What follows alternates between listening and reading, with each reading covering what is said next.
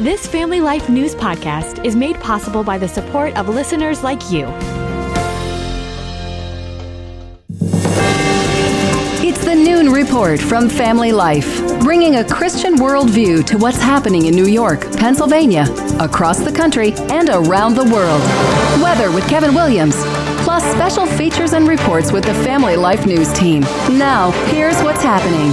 The president in Pennsylvania. Good afternoon. Welcome aboard. President Trump tackles America's affordability crisis with a stop tonight at the Mount Airy Casino in Pennsylvania's Pocono Mountains. We inherited a mess. The Democrats caused the affordability problem, and we're the ones that are fixing it. Pennsylvania Governor Josh Shapiro begs to differ. As a result of his tariffs, things cost more. He's putting people out of business as a result of his economic policies. The president will outline plans tonight for bringing down prices as polls show the economy remains the number one concern of voters heading into next year's midterms. Frostbite. That's the other big story today. We are going to get a lot of snow this year. I can feel it. The biting cold not going anywhere anytime soon. Reporter Usher Qureshi. Another round of Arctic air is making temperatures feel colder than normal from Minnesota to Maine, including record lows across Michigan Monday, dropping to -14 in Marquette. After a brief reprieve from the brutal weather tomorrow, we're back in the deep freeze for the rest of the work week and most of next week. Winter, by the way, doesn't officially arrive for another 12 days. Tomorrow, Australia becomes the first country in the world to ban social media for anyone under 16. More than 1 million online accounts will be deactivated in the land down under. A recent YouGov survey finds 77% of Australians favor the ban. 96% of children in that country between the ages of 10 to 15 use social media on a daily basis. Now to the politics of healthcare. Lawmakers have until the end of the year to extend or cancel Obamacare subsidies. Chad Pergram at Fox News is on Capitol Hill. Healthcare has vexed Congress for years. This week is no different. Senate Democrats plan a test vote Thursday on a bill to renew Obamacare money. That issue was central to the government shutdown, but most Republicans reject that. President Trump wants to take profits from health insurance companies and give them to consumers in the form of health savings accounts. American farmers are getting an infusion of cash to make up for trade war losses. Crop growers are getting a one-time bailout as part of a $12 million package announced by the president yesterday. Farmers are an indispensable national asset, part of the backbone of America. Tit-for-tat tariffs between the U.S. and China have put farmers between a rock and a hard place. CBS's Ed O'Keefe. Most of that aid is going to cattle, corn, cotton, rice, soybean, and wheat farmers. They've been hit especially hard by the president's tariff policy. The new aid package is set to be paid out in the coming months by an Agriculture Department assistance program, and it's an acknowledgement by the White House that the tariffs are hurting farmers who live primarily in states that widely back the president. The agriculture industry will begin to receive those billions in funds by the end of February. Still to come on the Noon Report, postal carriers on edge, the downside to rock salt, and don't forget the drip. Good afternoon. I'm Kevin Williams. There are some flakes in our future. I'll be back with the forecast coming up in 10. All right, Kevin, we'll see you then. Let's check the stories making news where you live, all across New York and Pennsylvania. New York Governor Kathy Hochul still very much on the fence about whether to support a doctor-assisted suicide bill. She must decide by the end of the year. The Medical Aid in Dying Act allows terminally ill adults to kill themselves using a lethal cocktail of drugs. Corinne Carey with Compassion and Choices says the governor wants some amendments added to this legislation. She appears to want to include a waiting period before they can get the prescription, a mandatory mental health evaluation conducted by a psychiatrist, and to limit this option to New York residents. Pro-life groups argue assisted suicide will lead to elder abuse, abuse against the disabled, and rationed health care. The Nassau County, New York executive is officially a candidate for governor next year. Here's reporter Scott Pringle. Bruce Blakeman released a campaign video rattling off his accomplishments from being in charge of Nassau County. He cut taxes, balanced budgets, and protected girls' sports. The video describes Blakeman as a leader that'll make tough choices who can defeat Governor Kathy Hochul. This sets up a primary between Blakeman and upstate New York Congresswoman Elise Stefanik. A Stefanik spokesperson reacted by saying Bruce has no shot and is putting his raging ego first and New York last. President Trump declined to make an endorsement. He's great and she's great. They're both great people. We have a lot of great people in the Republican Party. Scott Pringle, New York. A Pennsylvania politician wants answers into the cost of security upgrades made to Governor Shapiro's official residence in Harrisburg, as well as his private home outside Philadelphia.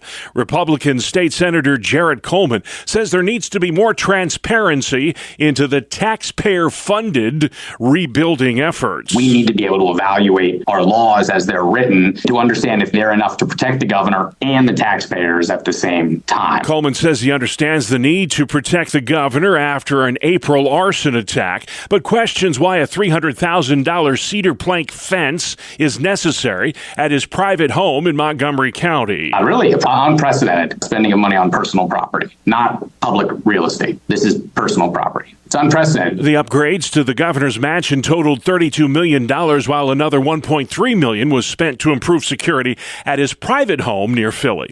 It's not easy delivering the mail. Family Life's Dee Haley says postal workers in western New York are facing repeated threats. Mail carriers in Buffalo, Amherst, and Niagara Falls have been targeted in the last 4 weeks, facing a string of violent attacks. Buffalo police reports describe one case where masked men jumped a mail carrier from behind and ripped away the carrier's satchel containing an arrow key. The arrow key is the master key that opens blue collection boxes. 2 other mail carriers were robbed at gunpoint on back-to-back days in Buffalo. Police and postal inspectors urge anyone who sees suspicious activity around carriers or collection boxes to call 911. Postal carriers say they are exposed and need protection, not just from neighbors and police, but from Congress as well. Dee Haley, Family Life News. U.S. Senator Kirsten Gillibrand is warning senior citizens across New York about the uptick in scams targeting older adults during the holiday season. Senator Gillibrand notes FBI stats show seniors in New York State lost over $250 million to scams last year.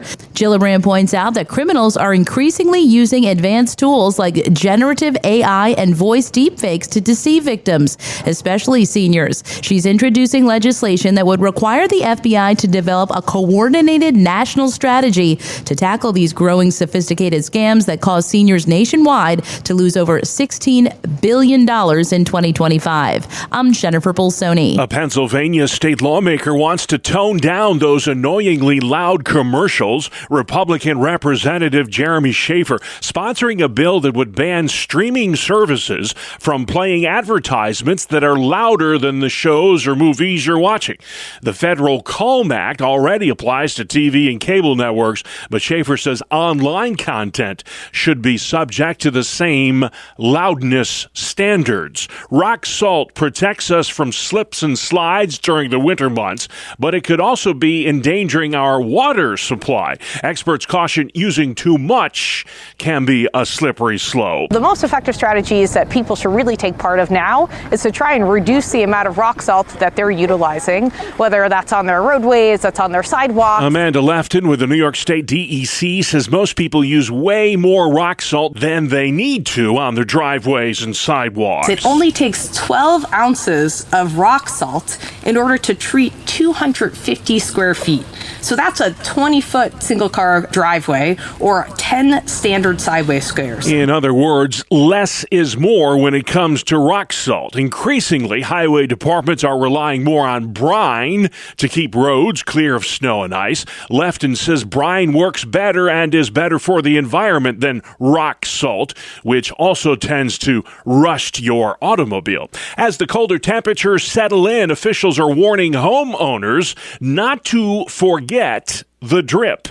Family Life's Brian Query explains. What's the drip? Well, colder air is moving into the region later this week, with wind chills possibly dropping into the single digits by the weekend. So officials from the National Weather Service and water companies are cautioning residents to protect their water pipes by keeping faucets on a slow drip, opening cabinet doors near plumbing, and insulating vulnerable pipes to prevent freezing. Outdoor hoses should be disconnected as well and drained to protect not only those connections, but indoor pipes as well.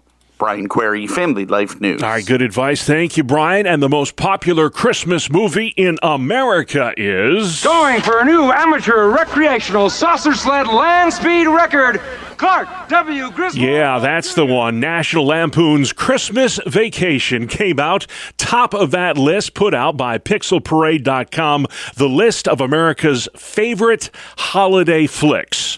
A Christmas Story came in second, followed by Home Alone. Elf, starring Will Ferrell, was fourth this year.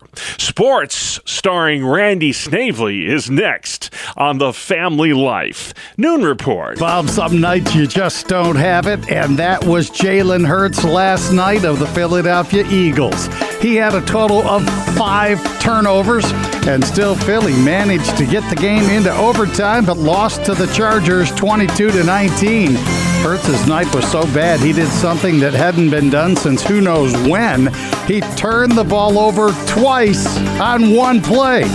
Hurts threw an interception, then recovered a fumble, only to fumble the ball away himself. He is the first to do that since 1978, which is as far back as the research goes. The Chargers won the game thanks to Cameron Dicker. He kicked 5 field goals, including the game-winning 54-yarder in overtime, and Dicker's 46-yarder with 12 seconds left in regulation sent the game into the overtime.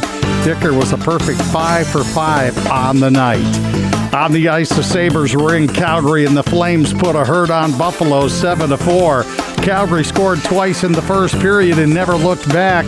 Tage Thompson, Owen Power, Rasmus Dahlin, and Alex Tuck were the scorers for Buffalo.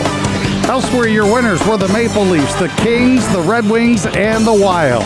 On to the NBA, Anthony Edwards had the high score of the night with 40 points, but his T-Wolves lost for the first time in 6 games. The Phoenix Suns beat them 108-105. The Spurs and the Pacers also picked up victories. And finally this, Shohei Ohtani. Man, you say the name and you think, what did he do now?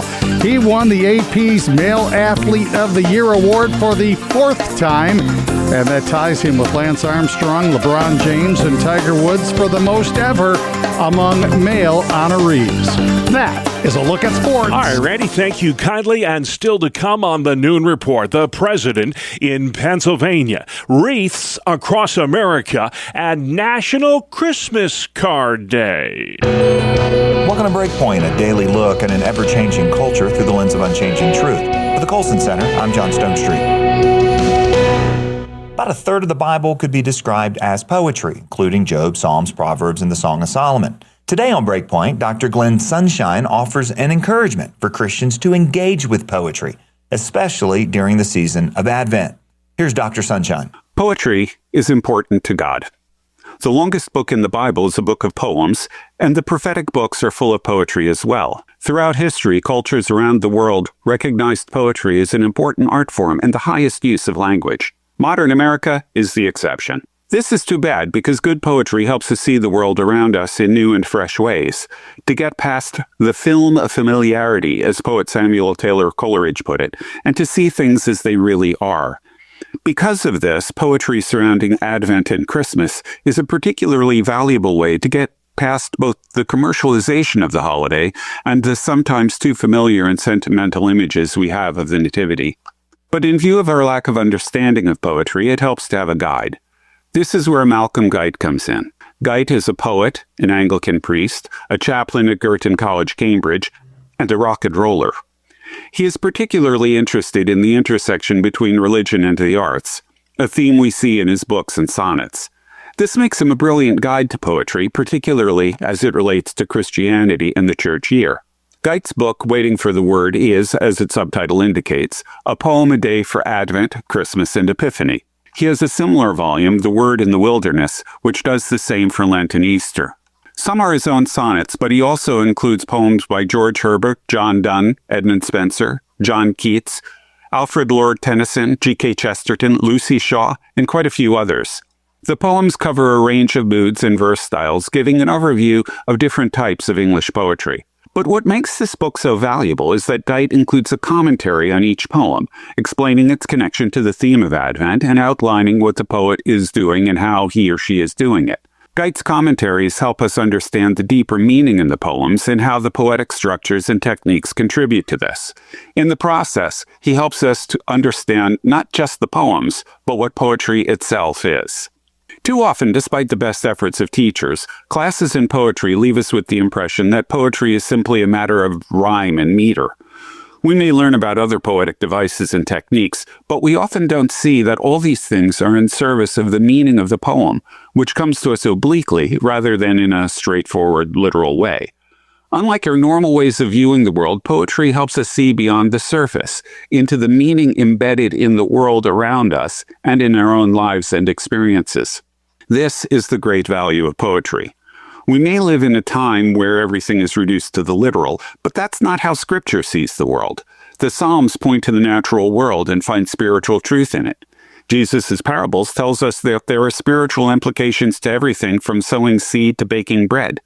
Good poetry can help us learn to see the world this way, to find meaning, and to recover a more sacramental vision of the world. Again, this is particularly appropriate for us in Advent and the Christmas season. Poetry can help get past our habitual ways of looking at Christmas and open new dimensions of what the Incarnation means. It can also give new perspectives on our own lives that we would miss if we simply followed the same well-trodden paths that we have followed every year. Like many other Advent devotionals, Waiting for the Word begins on December 1st, but there's plenty of time to get caught up. For Breakpoint, I'm Glenn Sunshine. All right, thank you, Glenn. Let's head outside, Kevin. Here is your Family Life weather forecast for this afternoon, turning out cloudy. Some light snow spreads into western New York and northwest Pennsylvania, continues into tonight. High temps today rebounding from the frigid start toward 30, dropping only into the 20s tonight. Now, there'll be snow again late tonight and tomorrow, mixing with rain showers and tapering in the afternoon with a stiff breeze. High temps 30s to near 40. Thursday, blustery, colder, some sunshine with areas of lake snow and flurries, and high temps in the 20s and low 30s. Kevin Williams, the Weather Authority. Thank you very much. This is the Noon Report on Family Life. I'm your host, Bob Price, and here's what's happening Tuesday, December 9th. President Trump tackles America's affordability crisis with a stop tonight in Pennsylvania's Pocono Mountains. He's outlining his economic agenda during a speech at the Mount Airy Casino. Trump blames his predecessor for the economic malaise that many Americans are feeling, but a new survey shows most Americans blame Mr. Trump. In a recent NBC News poll, 66% of Americans believe the administration has fallen short of expectations on inflation and the cost of living. NBC's Peter Alexander. Yesterday, the president announced billions in payouts to America's farmers who've been badly hurt by the trade wars. This farmer says that infusion of cash is sorely needed. It's Christmas early for farmers. I've got a 2-year-old little boy at home. He said, "Daddy, I don't want Santa Claus to come to our house for Christmas. I want President Trump." Crop growers are getting a one-time direct payment as part of that $12 billion agriculture bill. The president says money from tariffs is what made those payments possible. If you're planning to be outside anywhere tonight, from the Midwest to the Northeast, better bundle up. Reporter Lena Zach is in Iowa City, Iowa. Overnight, the temperature here reached just 1 degree Fahrenheit. And with weather that cold, health experts warn that frostbite can set in as little as 10 minutes. After a brief break from the deep chill tomorrow, we're back into the Arctic cold to end the work week. And it stays cold for the the foreseeable future. The Federal Reserve Board begins 2 days of monetary meetings today in the nation's capital. Most expect a quarter-point interest rate cut by the time those meetings are over with, and look for that announcement Wednesday afternoon. The U.S. Supreme Court heard arguments today on whether to further roll back campaign finance limitations. Here's legal analyst Thane Rosenbaum. The Supreme Court has increasingly ruled that donating to campaigns, whether through candidates directly or political parties generally, is a form of free speech. Writing checks is a way of expressing a political opinion. The rules, however, have had a loophole. One could get around the restrictions by donating to the political party in hopes of benefiting a special candidate. Expect a ruling from the High Court sometime next year. A nativity scene labeled "ICE was here" at a Denham, Massachusetts church will remain amid calls to have it torn down. The display outside St. Susanna's Parish has the anti-ICE message where Jesus, Mary, and Joseph would normally be, suggesting they were detained by immigration agents. The Archbishop of Boston calls that nativity scene politically divisive and wants it removed. A recent survey shows people who do a digital detox have a much better outlook on life. 91% of those who took part in the social media fast reported improvements in their mental health, attention span, sleep hygiene, and overall mood.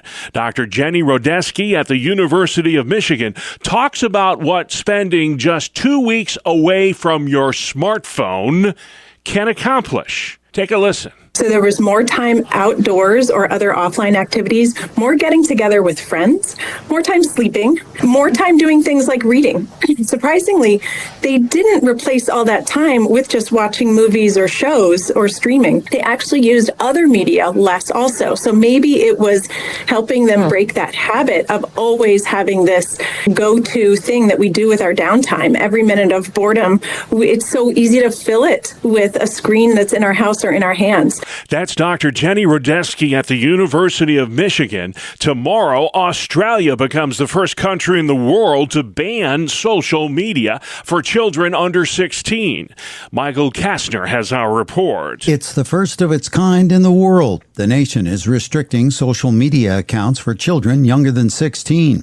The ban covers platforms from Meta like Facebook and Instagram, as well as apps like Snapchat, TikTok, X, formerly Twitter, YouTube, and others.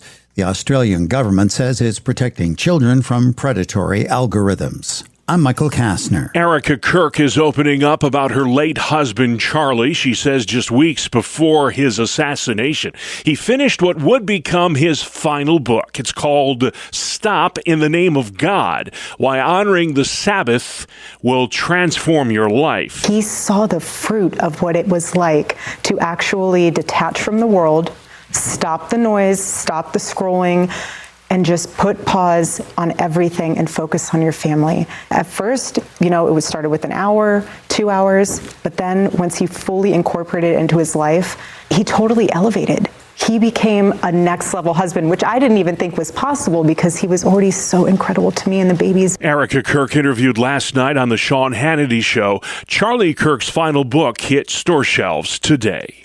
You're listening to the Noon Report for a Tuesday on Family Life. Honoring America's true heroes at Christmas time. Welcome back to another edition of Hometown Heroes on Family Life. I'm Mark Webster, and this week's guest is Dan Miller, a Southern Tier pastor who, along with his wife, Elaine, has been volunteering for many years with Wreaths Across America, a program that honors America's war dead by placing wreaths on the graves of service personnel in national cemeteries, including those in Elmira and Bath, New York.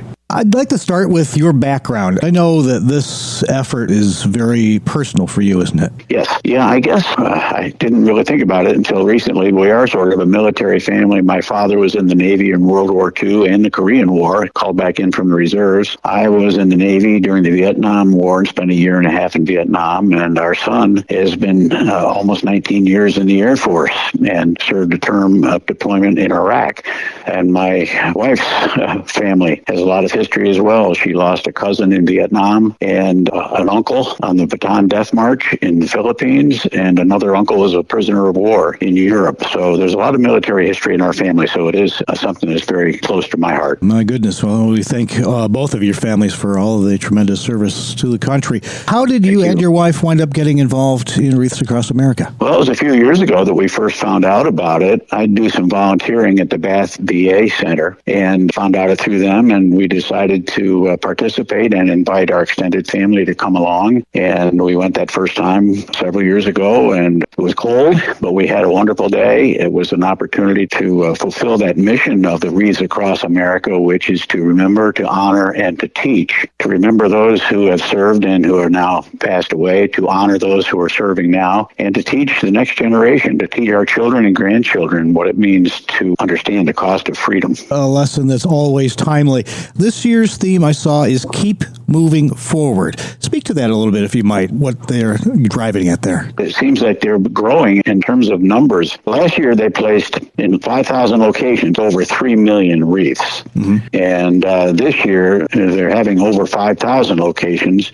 And the goal is always to put a wreath on every grave. They're not reaching that goal, but that is their goal every year, is to place a wreath on every grave in every national cemetery. And there's going to be over 5,000 locations where the wreaths are placed this year. All 50 states and foreign cemeteries where Americans are buried. And also, if you can imagine this, they're going to be placing wreaths at sea for those who lost their lives at sea. Well, that's an awful lot of wreaths. Where do all those wreaths come from? Well, they're all donated, and either one at a time or in groups, or donated by individuals. Funds are donated by corporations. So I'm not a real expert on this, but one wreath can be donated for a cost of $17, and you can go in multiples of that as far as you want to go. The website that people can look at is wreathsacrossamerica.org.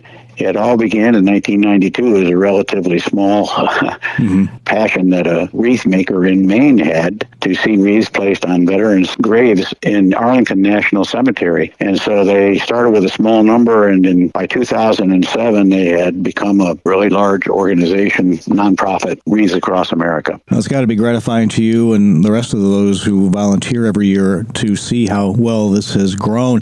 What feedback have you gotten over the years from families of those who were interred in our national cemeteries? It's got to be pretty meaningful to them. Yeah, I do have one very good friend who I lost in Vietnam, and I know that I've been in touch with his family, and they are very much appreciative of all the volunteers and all the people who donate to make this possible, who donate their money and donate their time to go and place the wreaths. And then there's also a day in January when people come out again as volunteers and remove the wreaths that have been placed. There are truck drivers, trucking companies that deliver the wreaths to the cemeteries. It's quite an operation. Walk us through it real quick. For somebody who's going to maybe volunteer for the first time this year, what can they expect if they go down to, say, the Bath National Cemetery? The ceremony at the Bath Cemetery is going to be Saturday the 13th at 12 noon, and there's parking available, and they have shuttle buses to take people up into the actual cemetery.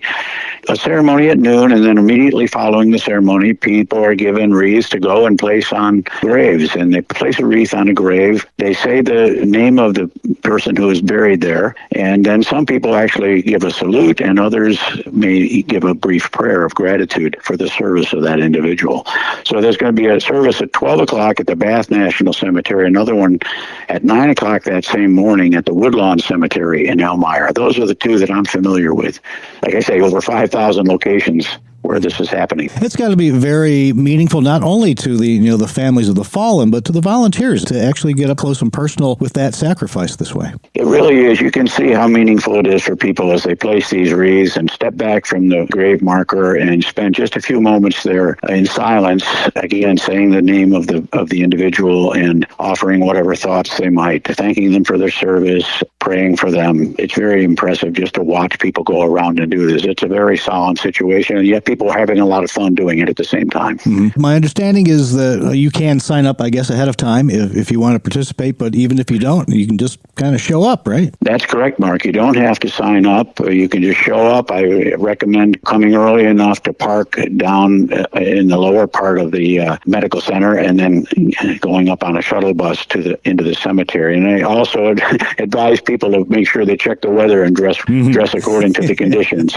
Absolutely, this time of year for sure. In closing, placing these wreaths is a way of showing our gratitude for those who served and for those who have passed away and for those who are serving now. It teaches the next generation. It's a matter of showing gratitude, remembering and honoring. And the wreath, the wreath itself in its circular shape symbolizes God's eternal life, and it also reminds us of his love for us and of the love of those who have served our nation and made it possible for us to have and to maintain our freedoms over these almost 250 years of our history. It's a very valuable thing to participate in.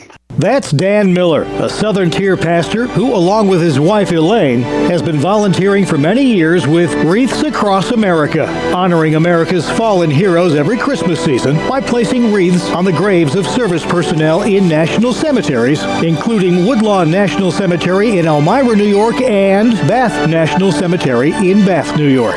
Please join us again next time as we search for your home, your town, your hero. It's Hometown Heroes on Family Life. Excellent work. Thank you very much, Mark. Hometown Heroes comes your way every Tuesday during the Noon Report or online anytime at Apple Podcasts, Spotify, YouTube, or FamilyLife.org. Good afternoon. Here is your Family Life regional weather forecast. A disturbance now in Wisconsin coming east. Going to mean a little snow for us late today and tonight. A second system, a little juicier, going to generate snow and some rain with wind for us tomorrow. There'll be a third system that could be impactful for the upcoming weekend. In the meantime, for this afternoon, turning out cloudy. Some light snow spreads into western New York and northwest Pennsylvania, continues into tonight. Any amounts across the area will be small, an inch or less generally. High temps today rebounding from the frigid start toward 30, dropping only into the 20s tonight. Now, there'll be snow again late tonight and tomorrow, focused on the morning hours, and there could be some impact for the morning commute. Small accumulations, a couple 3 inches for some, mixing with rain showers and tapering in the afternoon with a stiff breeze. High temps 30s to near 40. Thursday, blustery, colder, some sunshine with areas of lake snow and flurries, and high temps in the 20s and low 30s. All right, thank you, Kevin. And finally, today's the day that folks start reaching out with letters and cards for the holiday season. Correspondent Bree Tennis has more on National Christmas Card Day. It's a day to gather a stack of cards, maybe a family photo, and a roll of stamps to send holiday cheer to about 50 people on your list. It's a dying form. Back in the 80s, about 75% of us sent holiday cards. American Greetings says this year only about 40% of us will do it. And do check that list twice for worthiness, as the cost of a card, photo, and postage will set you back at least $2.50 per card. I'm Bree Tennis. Yeah, those stamps are not cheap anymore. Thank you, Bree. And that's our world, the world we live in. Tuesday, December 9th. I'm Bob Price. Family Life News. You've been listening to the Noon Report, heard weekdays on Family Life. Thank you for listening.